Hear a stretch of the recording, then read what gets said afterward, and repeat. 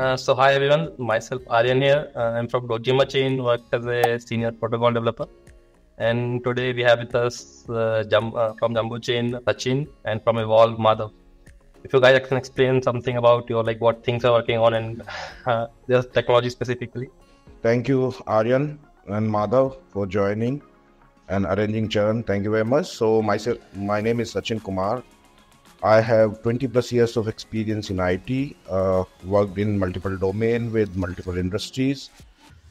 Right now, we are not building. We have already built a layer 1 protocol, which is called Jumbo blockchain. And there are certain innovation which we have done and try to resolve the problem, which are like long pending problem, the scalability, infrastructure cost, which is required for the validators as well as for the soft nodes. And one more important aspect was to having the private network within the public blockchain itself by using a smart contract. That is one of very unique innovation which we have done. All these innovations we have applied patents in India and PCT worldwide. And what we have done is we have fractionalized those real world digital assets and made it the native token of the blockchain. And that is something which none of the blockchain has done so far. We are the only blockchain where real world digital asset fraction is the native token of the blockchain, utilizing for the smart contract payment like gas fees and as well as for the staking and other stuff. Yeah, Madhav can go. Hey Aryan, hey Sachin, hey Charan. Nice to meet you guys. I'm Madhav from Evolve, and I was previously part of Zilliqa Research. They were layer 1. I was their head of ecosystem and design. Post that I started this whole project Evolve protocol. So what Evolve is actually, we started as a protocol itself, as a platform. So we are an omni-channel protocol for gamified and for engagement that connects physical and digital elements completely. The reason we created that is because the existing Web3 space, it's designed to cater wallets, not users. Like we all work in the blockchain space. How much time we actually spend on chain? On an average, a user spends less than 6 minutes of their daily time on chain. So we don't know anything about the end user. And since we don't know anything about the end user, we can create a meaningful, sustainable strategy around engagement for the users. And that's where we come in.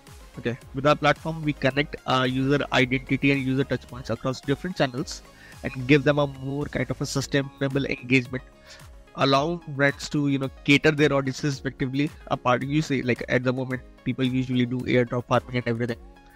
It's good for initial user onboarding, but in a longer run it's not a sustainable approach.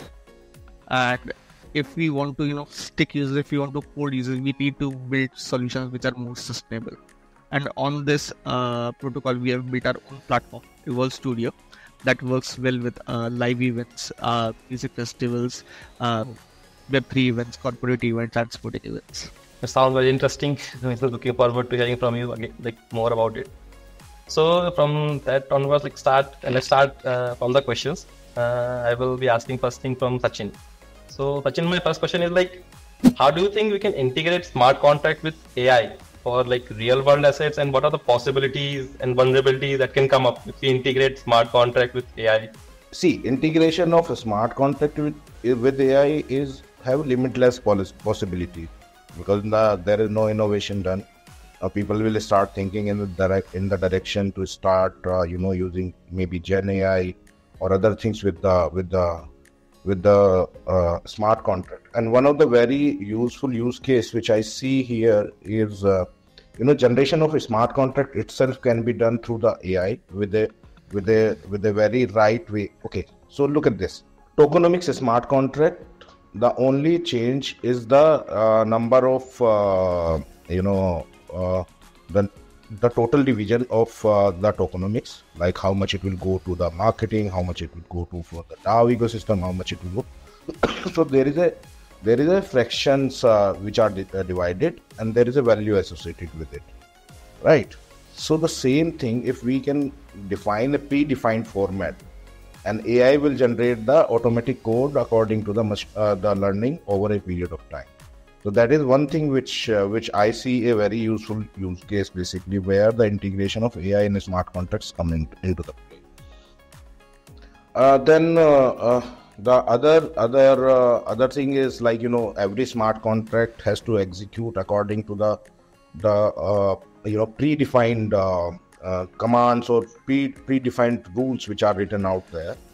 AI again can help in executing those, collect the data, how it is going, and do the analysis. And then what it can be done is, like, it can do maybe we can say it like analytics to predict the future flows or future conditions or any other thing, basically. And these are the two things which I see from the possibility perspective, and there are few more which can be there further. Okay, if we talks about you said like two word possibility, and another one was the vulnerabilities, basically.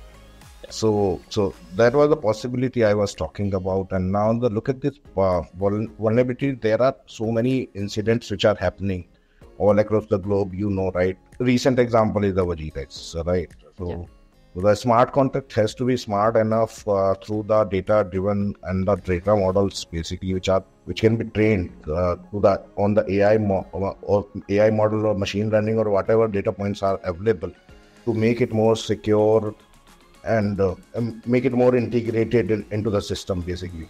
See, there are like multiple smart contracts which can be very complex. I'll give an example. See, Government of India is giving contract to somebody. If we write that smart contract, it is going to be very difficult because those contracts are so complex.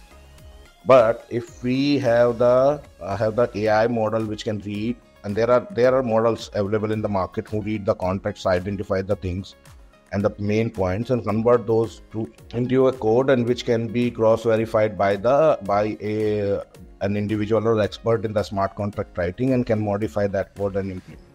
So those are the possibilities which we see out there from the smart contract point of view. Guys, can I also comment? Yeah, sure. So I personally feel like AI has quite limited possibilities of the blockchain space. The reason being, like, unless it's a wrapper of like existing models, or unless it's just used for automation, I feel like there's so much less we can do. The reason being, the whole concept of blockchain is to preserve privacy. But to create a AI model, AI models are usually created from data sets. Okay, putting those data sets on chain does not make sense. So we can't create useful data models, right? The major innovation in AI and blockchain spaces around like decentralized computing, where at the moment the computing effort is done on one central server. With the help of blockchain, you can just decentralize the whole computing power. But even then, you can't create AI models itself on blockchain. You can use the AI models that are already existing in the space and create just automate something.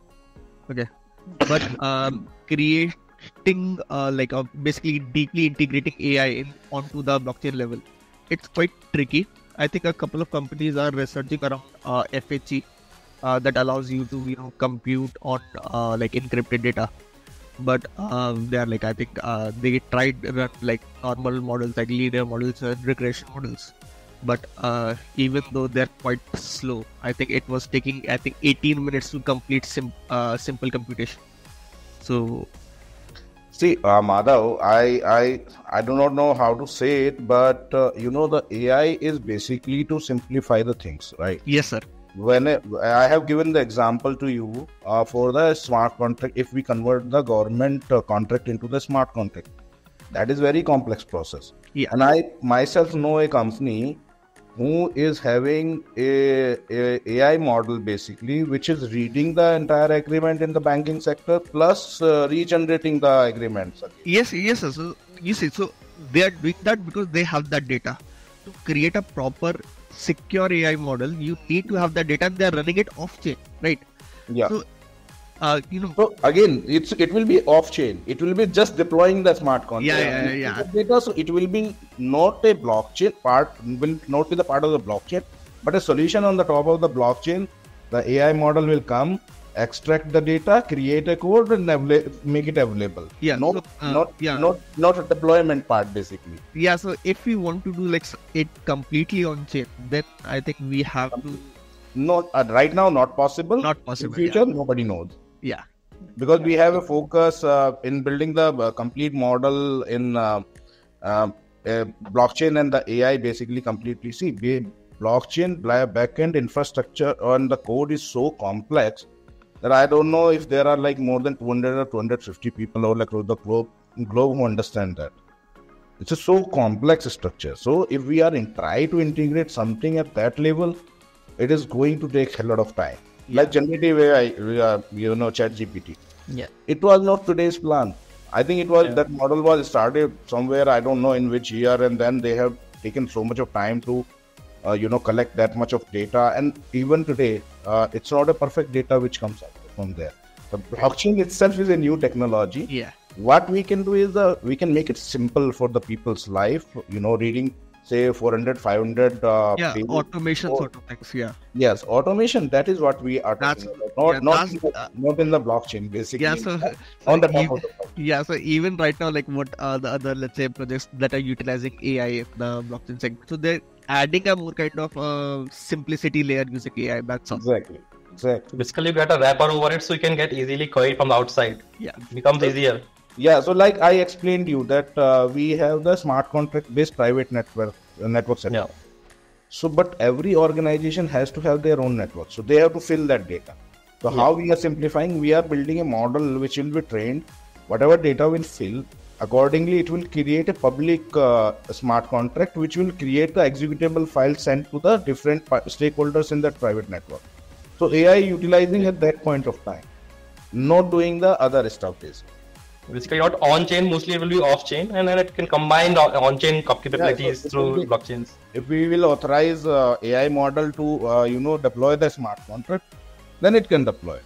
Yeah. We have to actually, that is like very interesting things like right now coming out on the AI side and smart contract side. There are a few chains which are trying to basically integrate the AI part in the L1 as well, like there's a touching as well.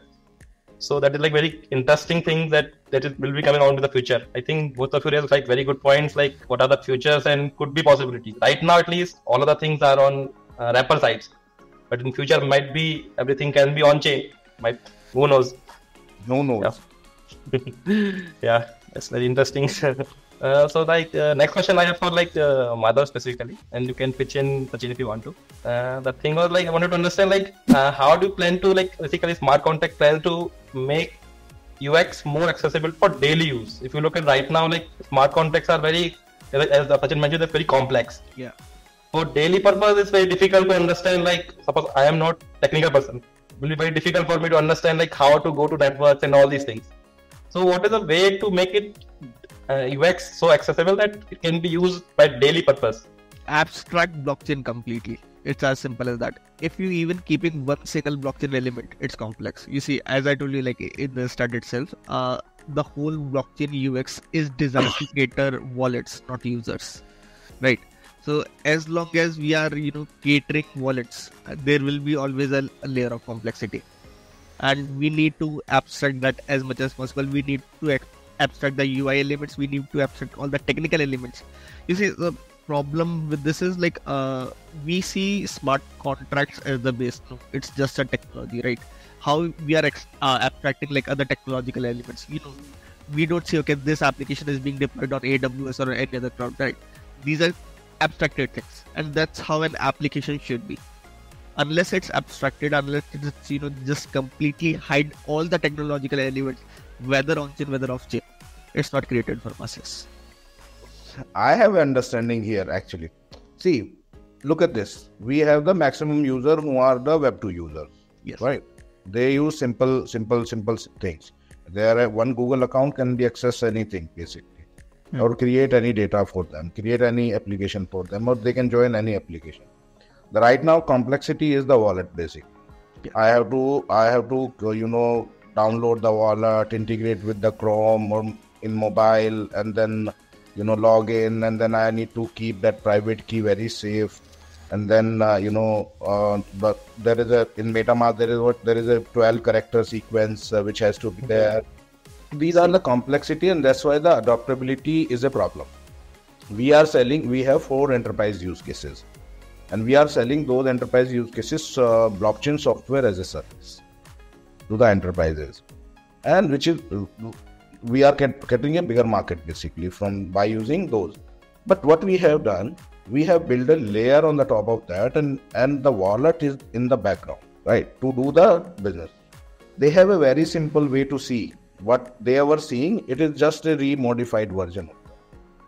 See, if I do not need to do a lot more thing in the once I have done it, I have done it. It should be an automated process later on. So this is something which where a lot of work is required from the blockchain perspective. Even the smart contract deployment is a complex process right now. You need to use remake, or you need to use other thing. If you want to deploy multiple again, you need to have the skill sets around it. So normal user, I am not really sure that another 5 years a normal user will be able to deploy or write a smart contract. But yes, these are the complexity which has to be simplified over a period. Yeah, actually, that makes sense. Like right now, the space itself is very new, so you cannot expect everything happen that all at once. Like we are trying to integrate AI. Another thing which I see here is that the major people who are into the blockchain space are talking about only one use case, is the crypto. Yeah. Crypto is just a simple use case. Yeah. And the major focus is in that direction only. So right now, I do not know how many companies are working in that direction. The technology has to be adopted by the enterprise and build the use cases for them which will create value out of it. So for organization, it has to be very simple. Yeah. They do not want to get into the complexity. It's like same as initially when mobile apps came into picture, it was so difficult to deploy. When then it became like you just click on 2 things, you decide this, and you just deploy everything. So yeah, that will take some time to basically adjust everything. Actually, there are interesting points like basically the future of smart contract would be like abstraction and the AI. So it will be both combined. If you can combine, that's like very good. But the other 2 things where the smart contracts are moving towards. I think I will be adding to this existing question only. Like so, as we mentioned that the AI and all the smart contracts part. If you look at the legal perspective, if Web2 companies want to come into like Web3's part, there are a lot of legal issues like all of the governments and all, like even the smart contracts as well as AI as well. Right now AI is also being regulated a lot. So how do you see like these legal parts, how will they come into picture, like how all these regulatory frameworks and adapt to these rise of the smart contract and AI combined? See, there are certain things which I see from one. There is no standard all across the globe. Okay, there is a standard for everything out there. So a standard has to be set all across the globe, should be adopted by all the countries. That's not only one thing. So we are talking about the smart contract, converting the organization based on the smart contract, the acceptability with the law of land. That is again very important basically for the dispute resolution and all. See, like around few years back, WhatsApp messages was not considered in the law as a evidence. Now they are considering. So it will be over a period of time when all the entire world will start adopting blockchain as technology, a smart contract in their processes to execute the functions. Either it's a government function or a private function, private organization. So regulatory need to be there, which is missing right now, and that's why organizations are not ready to adopt smart contract based contract execution between the party. But over a period of time, it is going to happen. So these are the few challenges which are which are there, and I think there are a lot more discussion has happened in the G20 meetings when it happened in India, and even today also the world is adopting. Recent incident is the Ethereum ETF. So this is the adoption basically, and adoption takes time. I can follow on what Sachin said. So yeah, like regulations, they are a must, and they are kind of a key for adoption. And you see, at the moment, since blockchain space primary use case is crypto, it's very speculative, and it's more loss rather than gain for the masses, right? So we need something that make sure the thing is quite regulated. Thing is it can be used for the masses, and that's why regulation is quite essential. Yeah, that makes sense actually. Like the legal part would be like it will be like very complicated because like government doesn't trust completely everything, and they need some centrality to trust it. So and it's completely decentralized. So it's very difficult to combine both of them together. See, the problem is in regulatory framework. The problem is that nobody is able to showcase to the policymakers the value which is getting added. Because nobody has built such kind of use cases where they can showcase the data pointers basically. So our government will adopt it quite fast. You show real world asset tokenization. It is adopted all across because it is creating value for the masses. See, right, and that's again happening through the smart contract only. Yeah, it's more for the volatility and the like who can like regulate it. So if volatility would be less, it could be adopted like very easily by governments as well as mass users. Yeah. Definitely. Yeah. So and like so adding on to this part again, like as we mentioned that adaptability and legal issue. So like how do you think that Web2 companies can still existing in the Web2 space as well as integrate the Web3 part as well in the smart contracts? How can that be done? Do you have a suggestion or ideas about? Yeah. So, you see, I work with a lot of Web2 brands specifically, okay, and I realize like first they need emerging technologies like so the existing solutions they were created like a decade ago, okay. They are stable, but they are not. You see, they were designed to cater the previous audiences. Now, as like the Gen Zs are coming, the average consumer rate it reduces from 31 to 22. Right? Brands don't have effective solutions to cater those younger generations, right? And that's where there is a need of innovation. But when we say emerging solution, it does not particularly mean like the blockchain space itself. It's like emerging solutions like big data, like AI, like blockchain, right? To use that, so you see, when you see it from the brand's perspective, right? You can't just left what you already have and just start on something new, right? It should be more kind of a a step-by-step process, and it should be like first you show them, okay, this is a solution that can work as kind of a composable solution with what you already have. Transitioning from Web2 to Web3. Yeah. We have to add, we have to keep adding like value layers on top of what they already have rather than reinventing the wheel. Right. Exactly, and I do agree. There are simple ways. You just need to create. Okay, so if you see there is a process where you want to, or organization want to integrate a smart contract, you just need to do the modification, create a smart contract, provide API in the existing system. That's it. So simple, right? It's not complicated. Now, only problem comes into the play is because there is a wallet which has to be there to execute the contract. That has to be managed. So that it has to be a managed services basically when it goes to the offline. Yeah, that makes sense actually. Like a lot of things are like can be done, but the thing is like how are they willing? How much they're willing to do it? That's the first thing. Another thing is like how accessible is for any Web2 company or any to shift to smart contracts and leave the old Web2 kind of thing. So yeah, but will be there. So make it simple, integrate with the existing one. Adoption is going to happen super fast. Coming to the point that Sachin mentioned about there is no specific standard. So even among the Web3, if you look at all of the different chains, they have their own standards. There is a ERC20 and there is some other. They have their own some kind of token from some way. So how do you think the interoperability space can come into picture, and how can it allows the smart contract developer or smart contract who is who's planning to switch to smart contracts, the interoperability part? How do you think that could help them? So on the interoperability part, right? You see, so people, first, since we have the different ecosystems, and those ecosystems are not very well connected, and it's users are distributed, the liquidity is distributed, everything is distributed, right? I really like the approach what Polygon is taking right now, the egg layer approach. How they're aggregating different EVM ecosystems. Even then, let's say if they're aggregating different EVM ecosystem, there will always be now there are multiple egg layers that are, so one is aggregating the Cosmos ecosystem, one is aggregating the EVM ecosystem, one is aggregating the Move ecosystem, right? Even then, so You see, so this is something that cannot be done on the blockchain level specifically. Okay, it has to be done on the interface level. I think how Paymaster works, where you batch all the transactions, and once the whole interactions that's done, then you deploy it on any chains or any to just provide them the liquidity part.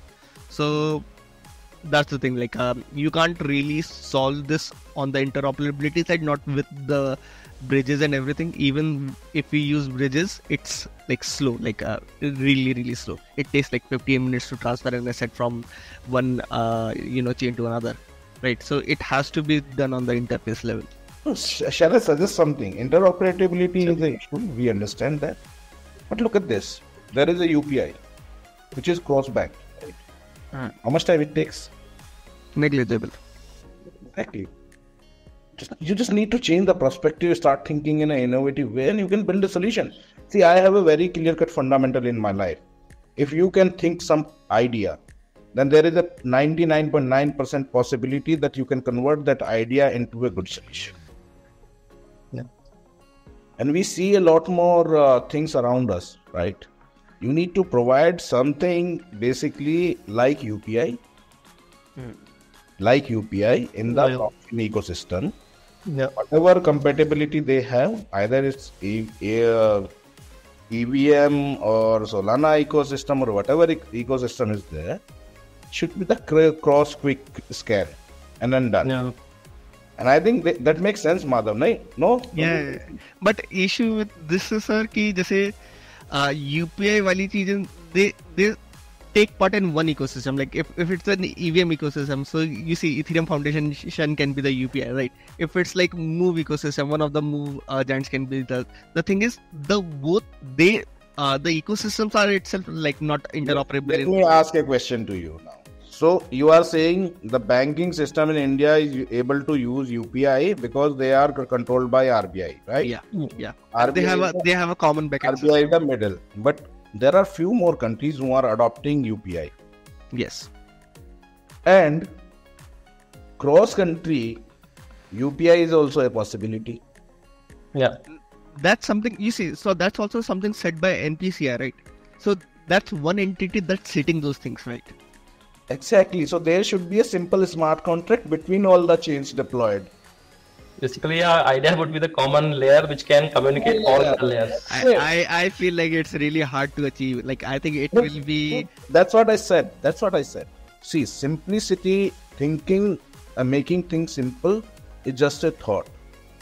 When you start brainstorming on that thought, it creates solution out of this. And there is a proper possibility. How central? Okay, let me give an example and you will understand. If I am an organization who has my existence in say 100 countries and I'm using a centralized system today, and I am having the different vendors in the different countries as well who are using their own system, but those are integrated. If I do some transaction from US, it will reflect in the third party vendor system immediately, fractions of second. And there are technology around it which do that integration. Like TIPCO is one of them, right?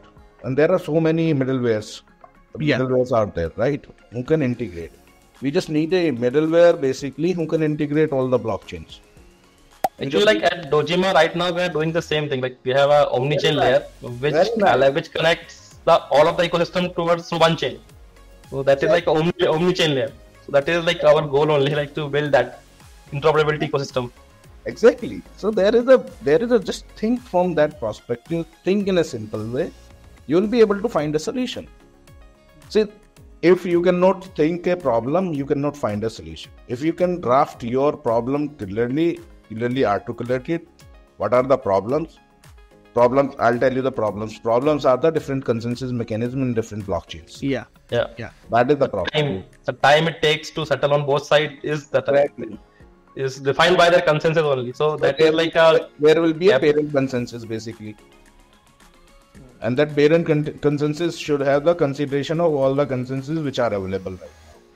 Then you can be done the same thing in UPI way. Actually, for that, I think IDEO was suggesting the Filecoin IPC, they are building the same thing. They have a parent consensus and below that they can combine any consensus and they can have a super fast finalizing. So the idea is suggested like there are people are trying to build that. So the interoperability is possible, but it's just like on which way it will go. I think this will be I do not very have interesting that to much see. of time that I should waste my 15 minutes to do the transaction across. Yeah. So there should be some other way around where people should start thinking, start doing innovations. And we see, I see the solution around me from the problems which are there, like interoperability. I see a very clearly solution around there in the Web2 spaces UPI. Yeah. So it's simple. So from that idea, you can bring another idea to make the entire blockchain ecosystem, all the blockchain to exist on the earth, to combine together and can work closely. And this will create more value to the blockchain ecosystem and adoption all across the globe, which I see. So I think that's all the question I had, or at least for now. So let's conclude the podcast. If you have anything to say about like all the things we have discussed, then you can go first. I see the entire world is going to change in less than 1 decade. By 2030, the adoption of technology is going to be there, and in a very vast way, not only one use case of the crypto, but it will be the adoption in the majorly into the government organization and the departments where they are completely connected to the public welfare, like insurance distribution, subsidy distributions to the people, and that is a more important use cases for the blockchain technology in the government sector. So like basically smart contracts will be responsible for doing all this. So that's the future of the smart contract world. Yeah, the whole space should look for something that's sustainable in the longer run. Yeah. You see, not just like quick in, quick out solutions. Yeah. Exactly. Yeah. So I think we can conclude the podcast. I think it was very nice talking to you, Sachin and Madhav. We got some very interesting insights on future of smart contracts and the blockchain space as a whole. Yeah.